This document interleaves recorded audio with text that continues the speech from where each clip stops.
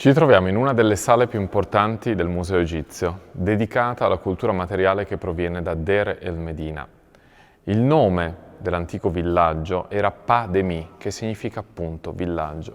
Vedete alle mie spalle una pianta del villaggio che ci fa vedere la parte abitativa, dove vi erano i nuclei domestici, che erano le case vere e proprie di coloro che qui abitavano, e fra un poco vi spiegherò chi fossero, e poi parte della necropoli, la necropoli occidentale e la necropoli orientale.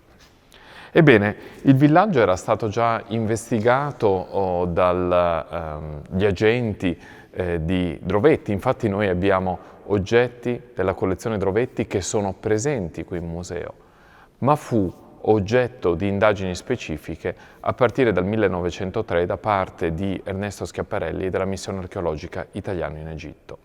Ma perché questo villaggio è così importante?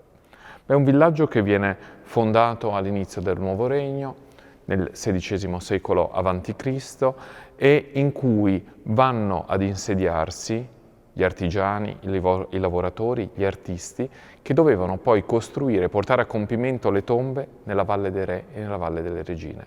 Si tratta quindi di una comunità di circa 120 famiglie, che ha una sua evoluzione dall'inizio del Nuovo Regno all'età ramesside, che per più di 500 anni continuerà ad abitare in questo villaggio e a costruire le tombe regali. E noi in questo museo abbiamo una delle collezioni più importanti che ci parlano di queste persone. Andiamo innanzitutto a conoscere i fondatori del villaggio stesso ed abbiamo una statua meravigliosa in calcare bianco che appartiene ad Amenhotep I.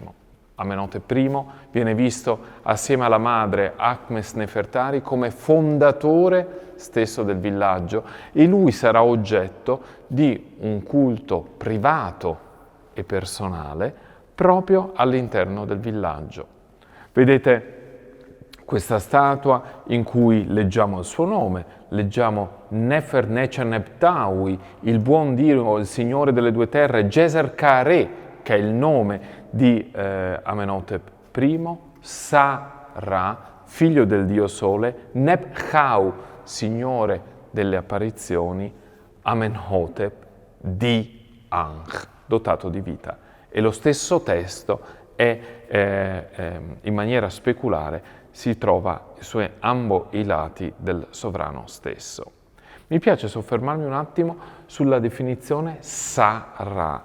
Vedete quell'uccello che viene seguito da il segno del disco solare e che significa appunto figlio del dio Sole, perché questo ci mette di nuovo in relazione molto stretta fra il sovrano e la divinità solare.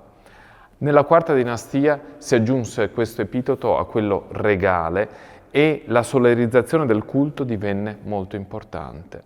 E il sovrano, dobbiamo ricordarcelo, non è solo colui che regge le sorti politiche, economiche e militari del paese, ma è davvero colui che fa in modo che Ma'at, l'ordine in Egitto, possa essere portato avanti. La sua connessione quindi col divino è fondamentale perché questo possa andare avanti.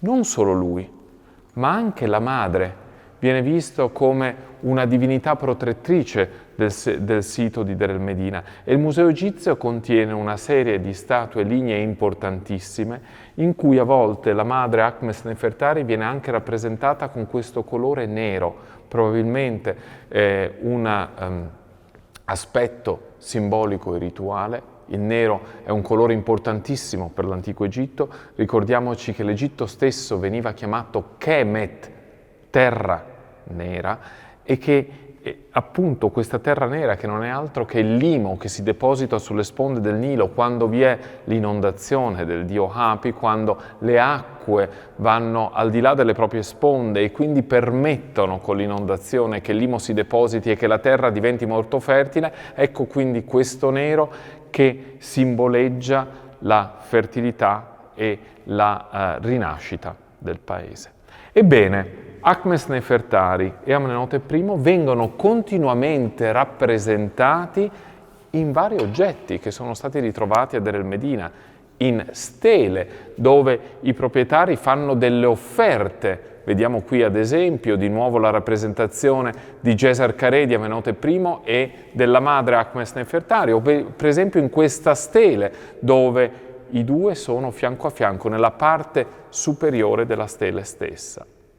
I proprietari della stele sono in un atto di riverenza, adorano i sovrani. E vediamo nella prima riga definito anche qual è il loro ruolo. Segem Ash Emsed Ma'at, servitore nel luogo della verità. Ovvero, come dicevo prima, sono coloro che devono garantire la costruzione delle tombe nella Valle dei Re, nella Valle delle Regine.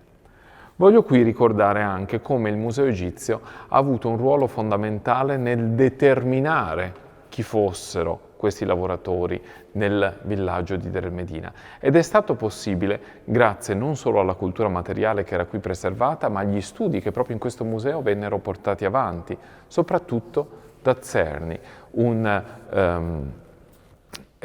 studioso che proveniva da quella che allora era la Cecoslovacchia e che nell'immediato dopoguerra cominciò a fare visite regolari qui in museo, a studiare i documenti che qui sono preservati e scrisse un libro fondamentale che è ancora oggi di importanza vitale per chiunque si voglia dedicare agli studi di Deir el-Medina. Questo libro era proprio The Workman Village. Rappresentati quindi Ahmes Nefertari e Amenhotep I nelle stele, ma rappresentati anche in intarsi lignei che facevano parte del mobilio e a volte addirittura in un piccolo ostracon come questo, dove si vede la rappresentazione del sovrano ed il nome Amenhotep. Ma quali altri oggetti provengono da Deir el-Medina? Beh, tantissimi e svariati. Mi piace subito però farvi vedere questo piccolo modellino di cappella che abbiamo visto in una delle puntate precedenti nel quadro di Lorenzo Delleani. Se vi ricordate si vedeva Ariodante Fabretti, l'allora direttore del museo, assieme a Lanzoni in una sala mentre studiavano gli oggetti e proprio sul pavimento era posizionato questo oggetto molto importante che adesso riusciamo a vedere dal vivo. Continuate a seguire il Museo Egizio e ricordatevi che anche grazie, o forse soprattutto grazie a voi, il Museo Egizio può continuare a far ricerca, a sviluppare nuovi contenuti e capire sempre di più la biografia dei magnifici artefatti che avete visto assieme a me.